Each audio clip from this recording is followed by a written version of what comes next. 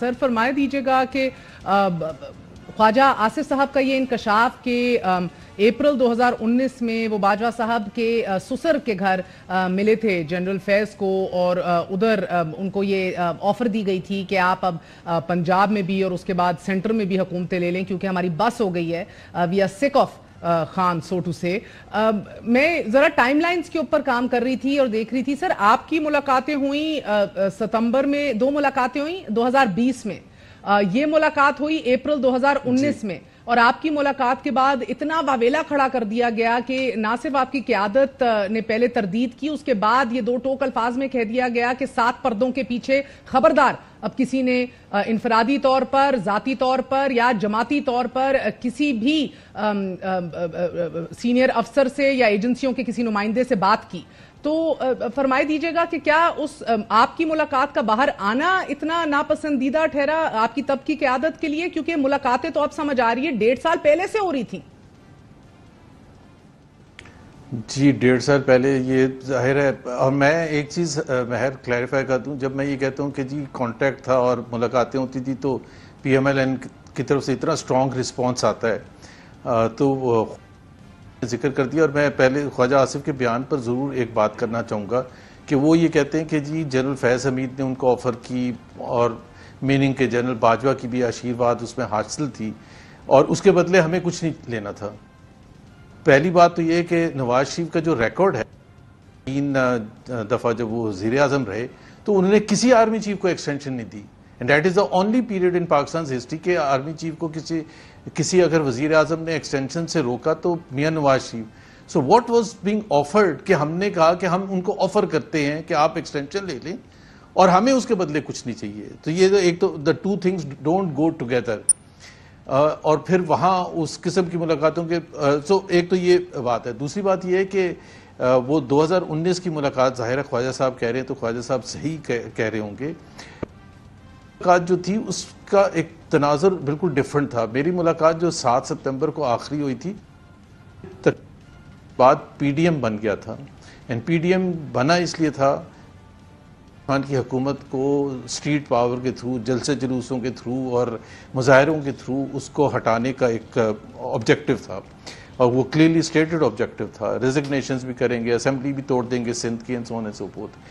तो वो जब मुलाकात के 15 दिन के बाद जब जाहिर सी बात है PDM बन गया तो फौज की तरफ से एक रिएक्शन आया कि भाई अभी तो आप पीस टॉक्स कर रहे थे और अभी आपने एकदम से ये ऐलान कर दिया। और बड़ा सख्त ज़ाहिर है मियां नवाज शरीफ साहब तकरीरें करना शुरू कर दिया था।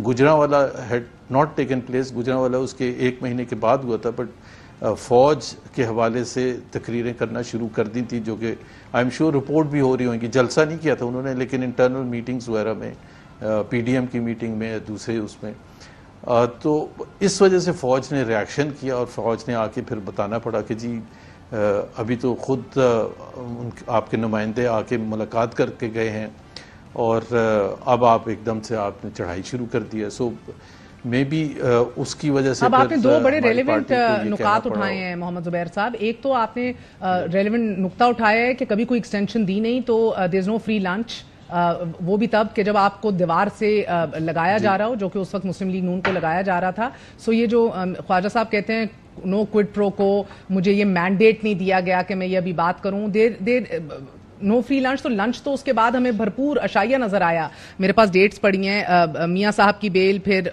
मियां साहब का मुल्क से बाहर जाना, उसके बाद मरियम साहिबा की बेल, उसके बाद तमाम तर लीडरान का एक एक करके बाहर आना, फिर PDM की हुकूमत भी बनना। Timeline this all seems to be following in place. मगर दैट बीइंग सेड सर, ये ख्वाजा आसिफ का सबसे पहला सवाल तो सर ये उठता है कि जाती दोस्तियां, मुलाकातें हर एक की हैं, आपकी भी थी उस टाइम के ऊपर, मगर आपके ऊपर बहुत ही ज्यादा नजला गिर गया। आप भी अपने ज्यादा कांटेक्ट की वजह से ही आपका शायद चुनाव हुआ था, ना सिर्फ इसलिए क्योंकि आप नुमाइंदगी कर रहे थे, मगर बाजवा एक्सिक्यूटिव आर्मी चीफ के सुसर के घर जाना ही क्यों? नंबर 1, अगर आपको कुछ चाहिए नहीं है या कोई पैगाम नहीं है टू बिगिन विद, जिधर आपको पता है कि ऐसी बैठक लग सकती है, लोग इसके ऊपर भी सवाल उठा रहे हैं। दूसरा, मुझे ये बताइएगा, जब आप ये कहते हैं कि कुछ लेना नहीं था, लेटेस्ट वाज राहील शरीफ साहब जिनको डिनाई किया था नवाज शरीफ साहब ने एक्सटेंशन का, तो आपकी क्या मालूमात रही इंटैंजिबल वर्ड्स के, क्या रिलीफ ये हासिल करना था केसेस से? یا اس خان کو بھی ہٹانا مقصود تھا تب یہ طے ہوا ہوا تھا؟ خان کو تو ہٹانا ہمارا ظاہر ہے کلیئر آبجیکٹو تھا فرام دا مومنٹ الیکشنز ہوئے تھے. ہم نے اس کے الیکشن ریزلٹس کو ایکسیپٹ ہی نہیں کیا تھا, انکلوڈنگ پی پی پی نے نہیں کیا تھا, اور بلاول نے ہی ورڈ سلیکٹڈ سب سے پہلے کوائن کیا تھا اسمبلی میں جب 2018 اگست میں اسمبلی جب وجود میں آئی تھی. سو ہم نے تو بالکل ہماری اسٹیٹڈ پوزیشن تھی, اس میں تو چھپانے کی کوئی بات نہیں تھی کہ بھائی ان کے پاس مینڈیٹ نہیں ہے اور کسی نہ کسی طرح سے ہم نے ان کو ہٹانا ہے. اور دوسری بات جو ہے, جو جون 2019 میں جو آفر کی گئی تھی, جو خواجہ آصف نے کہا ہے, وہ آفر کس طرح سے ہٹانے کی, الیکشن تو نہیں وہ کہہ رہے تھے کہ الیکشن کروائیں گے ہم, انہوں نے تو یہ کہا تھا آپ لے لیں حکومت, یعنی کہ ان ہاؤس چینج کی بات ہو رہی تھی. یعنی کہ پنجاب میں پہلے ان ہاؤس چینج کی آفر دی گئی تھی اور پھر federal level per in house change کی آفر دی گئی تھی.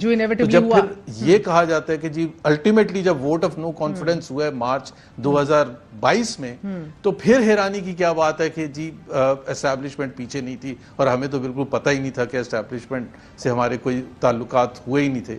سو یہ the two things don't go together.